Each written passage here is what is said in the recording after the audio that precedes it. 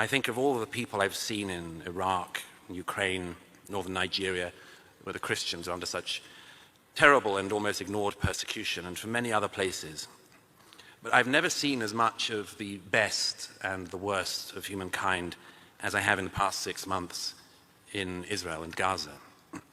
I was here in New York on the 7th of October, and on the 8th of October I went down to Times Square, and there were these men and women waving signs celebrating the massacre of the previous day. They weren't calling for a two-state solution. They weren't saying, we'd awfully like to do some borderline territory swaps in the West Bank. No, it was all celebrating the massacre. And some of them were doing it, and they were holding these signs in Times Square, by any means necessary, at a time when we already knew what those means included, and in fact when the massacre was still going on. And I thought then, and I said this in the Post, I thought then that a couple of things were obvious. The first is I had to get to Israel as soon as I could.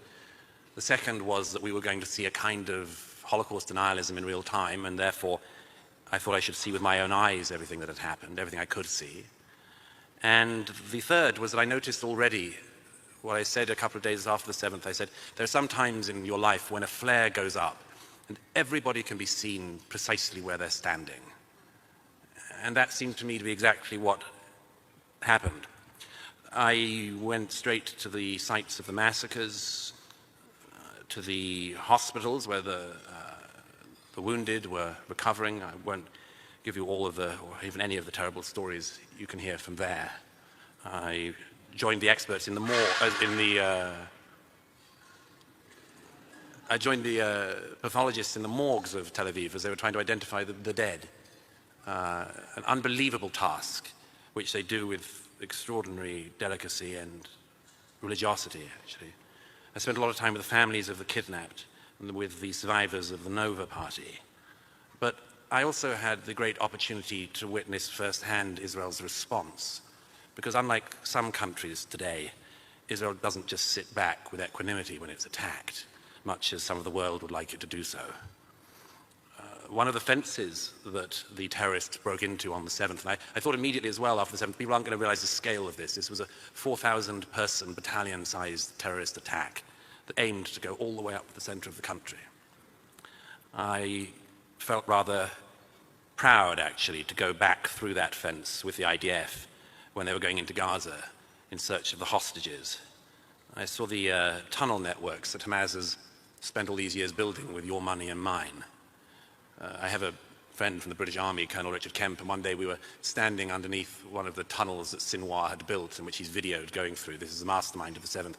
And I said to Richard, who like me is a fan of dark humor, I said, this is about the size and width of the London Underground. And he said, yeah, and I hear it's even longer than the London Underground. I had the opportunity to say, and I think it's rather better run. But it was, I suppose I can say, as much as any person could, that I saw it all. And on the day I left Israel a few days ago, I was the first person allowed in to see the Hamas terrorists who'd committed the atrocities of the 7th in the prison cells in which they're held. I mention all of this really to say, what do I make of all this? I'd like to say the first thing I would like to do is something even more heretical than what Paul Singer did earlier. I'm going to quote scripture. I think often of the line from Deuteronomy, when God says, I've set before you life and death, blessing and cursing, therefore choose life, that you and your descendants might live. And I think also of the psalmist who said, I shall not die, but I shall live. Because when I think of the 7th now, I don't only think of the victims, I think of the extraordinary heroes. And I want to mention them to you above all. There's a young man who's a friend of mine in his 30s. On the morning of the 7th, he woke up in Jerusalem, realized the seriousness of what was going on, got into his car, drove south, collected some guns, left a farewell message to his children and his wife on his phone, got a call from his company commander on the road saying, you have to come back to base in Jerusalem. And he said, no, we're needed south now. And his battalion commander said, are you defying an order? He said, yes, I'm defying an order. We're needed in the south. And he fought for the next 48 hours, and he survived. I think of my friend Moshe, who I've had the great good fortune of being with for many months. He's now my cameraman, or was from the beginning, and the first day we were together, we donned our battle armor and helmets, and on the Gaza border, and I noted that Moshe had a bullet mark down the top of his helmet, and he hadn't mentioned anything about it. I said, where's that from?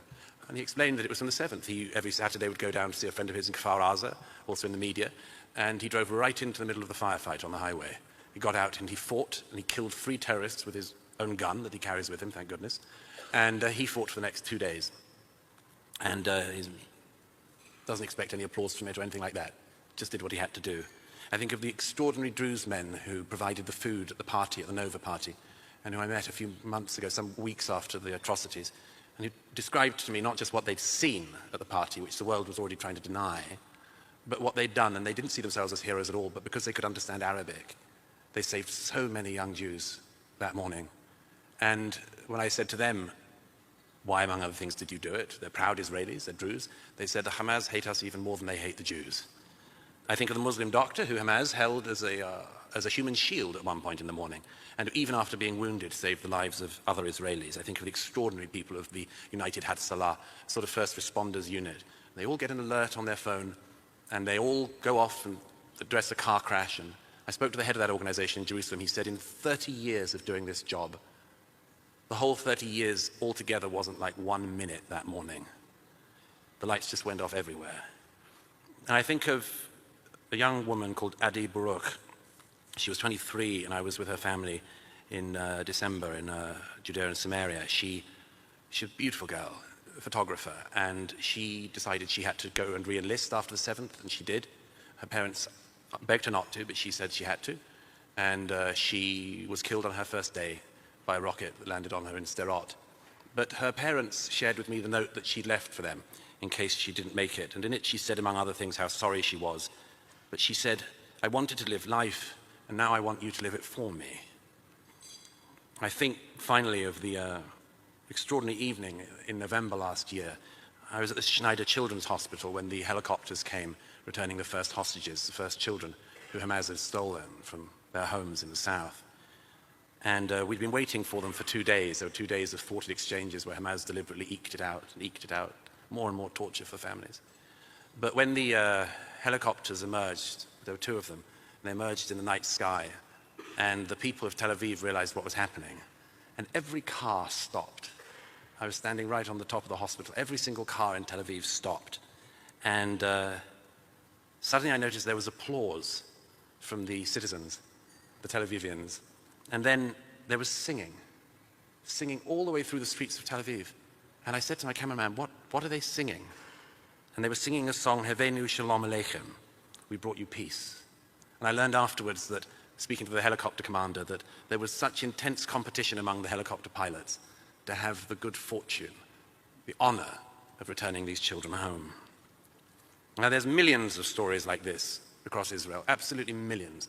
The country rings with them, it resounds with them. And that what Israel has been up against is not just a people of death, but a cult of death. A cult which wishes to annihilate an entire race, and which, after dealing with that race, has made very clear what it wants to do with Christians, everyone in Britain, everyone in America, and everyone else next. They don't hide it at all. And we're merely stupid in not believing them. And I suppose for those people in America who don't believe them, I'd say, slumber on as long as you can. I wanted, therefore, just to say, I want to thank the Manhattan Institute and you for this deep honor, but I want to dedicate it to the people of Israel of all ages who, in the face of absolute death cults, in the face of people who most people in this country have no idea of, can't imagine what these people are capable of, I want to dedicate my acceptance of this award to the people of Israel who, in the face of death, choose life. Thank you.